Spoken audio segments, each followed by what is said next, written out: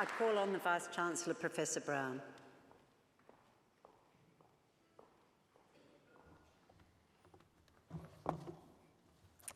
Chancellor, this evening we have recognised the academic achievements of our students and the contributions they've made to ANU.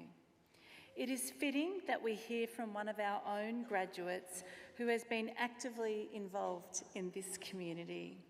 Ilham Dwi Hatmawan graduated today with a Master of Public Policy. I have much pleasure in inviting Ilham to address the congregation.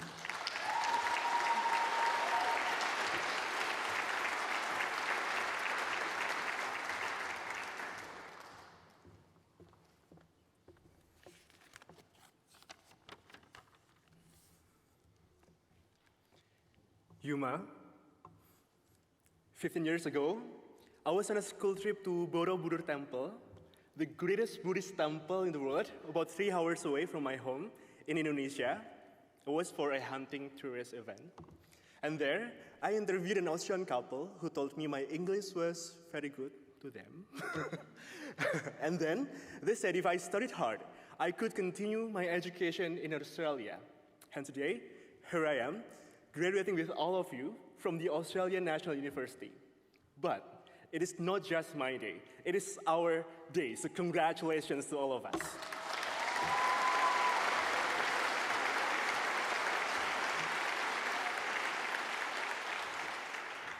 Greetings to our Chancellor, Vice Chancellor, Dean, faculty, staff, mentors, and the families and friends who carried us to this moment. This day belongs to us. On this special occasion, I want to encourage you to identify who your home is and why it matters. Many of us came to ANU because we wanted to solve one of the world's biggest problems, whether it be greed, insecurity, hypocrisy. But beneath all of that, I believe we want to answer one defining question. How do we fix this messy world? Right. I don't have a single answer to it after 2 years studying Master of Public Policy still. But my personal story today will reveal why and what ANU taught me about solving impossible questions. My journey to the Master of Public Policy began far from lecture theaters. When I was 8 years old, a close friend of mine was sent to a child prison, and they returned home as a completely different person. They're more aggressive, stealing, and bullying. What I later understood was this. In prison, in child prison, our friends, our children, they lost their family and friends. They lost their connection to home. They lost their identity. They're lonely there. And what I understood that it is not their fault. They ended up in jail, child detention center, you name it. It is our systems that fail to protect them. So years later, I co-founded a social intervention program in Indonesian children prisons. This program had a recognized positive impact. But when I spoke to policymakers, people like us in the future, many didn't want to confront the injustice taking place in children prison. Instead, they asked me, what do you know about policymaking? What do you know about making systemic changes? What degree do I have? While it had been my dream to study in Australia, that conversation, that particular moment pushed me here to ANU, the best place to learn the language of policy so that my advocacy and the people that I stand for would no longer be dismissed in the future. ANU taught me something humbling. Good intentions alone are not enough, and it is not. I arrived wanting to change everything, everywhere, all at once. Not just about child maltreatment, but the wider injustice, corruption, environmental damage. At ANU, at Crawford School of Public Policy and the School of Regulation and Global Governance, where I took some courses there. Thank you so much, faculties. I learned to slow down. I learned to ask better and sharper questions. I learned to understand the root cause underneath the problems that I cared about. And then I realized that advocacy is not just about speaking the loudest. It is about knowing where to speak, how to speak, and to be sensitive to when change is actually possible. And yet, the more I understood the system, the more I realized something unexpected, at least during my studies here at ANU. We cannot change everything all at once. If we want to change a country, or even the world, we must begin closer than we think. We must begin from home. And today, Alhamdulillah, thanks to Allah, my home is here. My parents are here. Two beautiful souls who are perfect in their imperfection, all of you. They do not fully understand what I'm speaking today. Maybe they're crying, but they don't understand, I believe, because they do not speak in English. So let me thank them in Bahasa Indonesia, my language of home. Terima kasih sudah menjadi rumah pertama Ilham dan membawa Ilham sampai seperti hari ini. Thank you for being my first home and carrying me into this moment.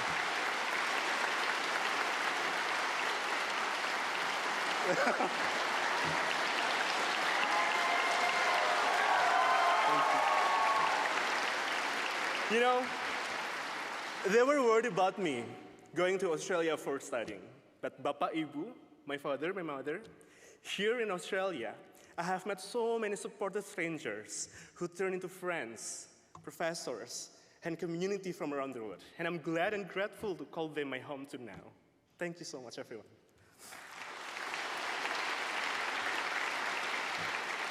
Distinguished guests, my parents didn't attend university. They do not read academic journals. They do not care about citations. Well, we do sometimes. But before ANU taught me how to ask better and sharper questions, I am privileged that my home laid a solid foundation.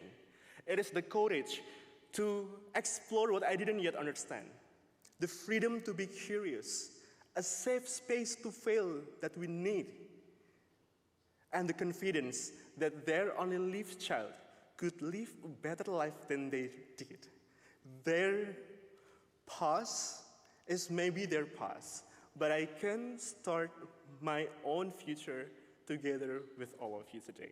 So my parents, my success today is entirely yours too, Bapak Ibu, and it's all the entire ANU community. I thank you, everyone.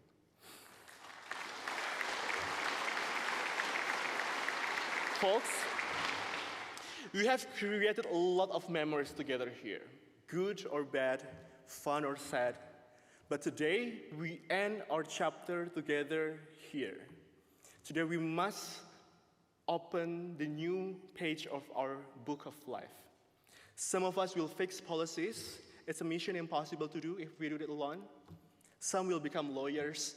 Some are already thinking about a PhD like me. I will be studying artificial intelligence in policing in Indonesia to protect our community. No matter what we do next, today we leave ANU armed with knowledge, skills, experiences, and friendships to help fix this messy world.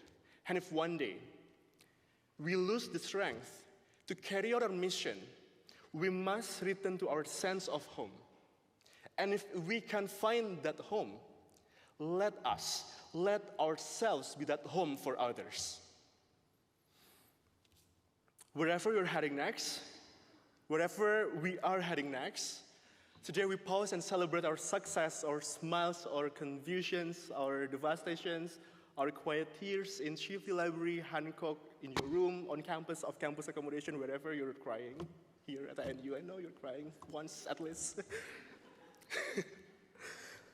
But today, it is a moment for us to celebrate our victories together with the people who have become our home along the way. So let us remember this. This world does not change all at once. It does not change from nowhere. It changes slowly, deliberately, from places that are grounded and secure.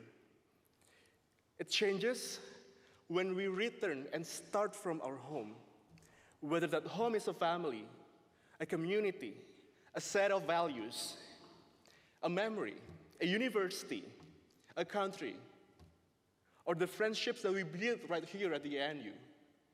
From that home, step by step, conversation by conversation, policy by policy, and from heart to heart, I am certain we can make change possible together. So once again, congratulations and good luck to all of us. Ngamri gunin and thank everyone so much.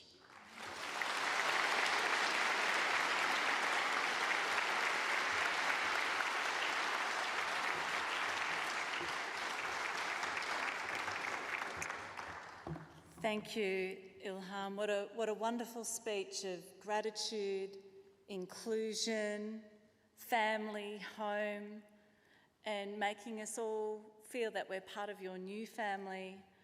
And I think many people here would join me in feeling really confident that we have you out there in the world that's seen the world as a set of solvable problems through curiosity and space and time.